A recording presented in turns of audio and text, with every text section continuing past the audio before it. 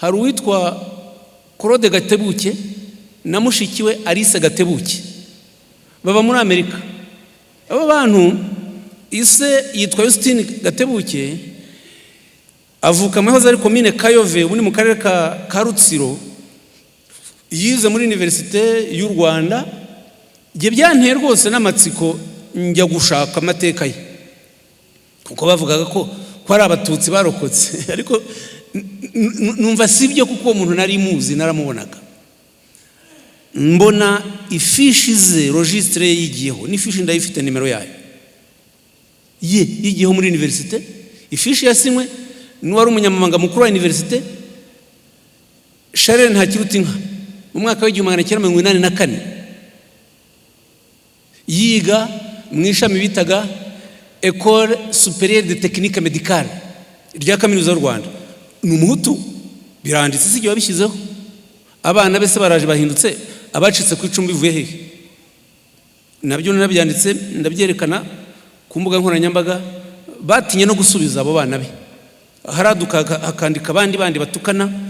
Je ntawe ujya nsubiza ko ntabyo abona, barantuka gusa cyangwa bagahimba ngo wonsa Mario amashereka abahutu kazi. Ibyo nabyo ni ibinyoma, ntawe bihuriye rwose namba. Barasebanya gusa. Hari akandi gakobwa kitwa Denise Zaneza aba mu Bubiligi, nawe muzamubona we yandika kenshi rwose akibasira abayobozi bakuru b'igihugu. Uwo mukobwa ise yitwa Marcel Sebatware, yayoboraga uruganda rwa sima mu Bugarama mu karere ka Rusizi. Ise yafatanyije n'abitwa ba Yusufu Munyakazi. Yusufu Munyakazi yakatiwe n'urukiko mpanabyaha rwa Arusha, yaguye muri gereza ya Arusha y'umuryango w'abibumbye. Marcel Sebatware barimbuye Bugarama yose.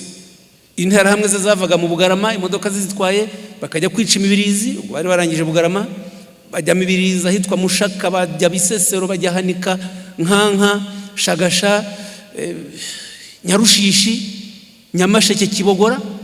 Hanyuma umukobwa we ubu yirirwa mu Bubiligi avuga ngo araharira uburenganzira bwa muntu, atavuga ibyase. Ngaya amateka dukwiye kumenya. Reka ndekera aha ngo ararekwa ntashira. Ndongera kugushimira Yolanda, kandi uko uzakomerezaho tuzagufasha uko dushoboye, namwe kandi muzamushyigikire.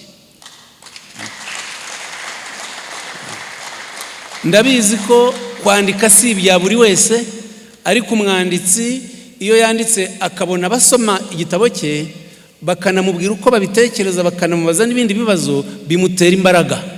Muzamushyigikire rero musoma igitabo cye kandi mukimenyekanisha.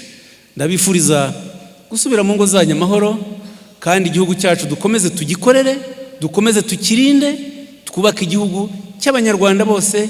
Aya mateka tujye tuyiga, tuyigishe, ariko abana tubigisha urukundo, tubigisha no kutazayigana. Mugira amahoro.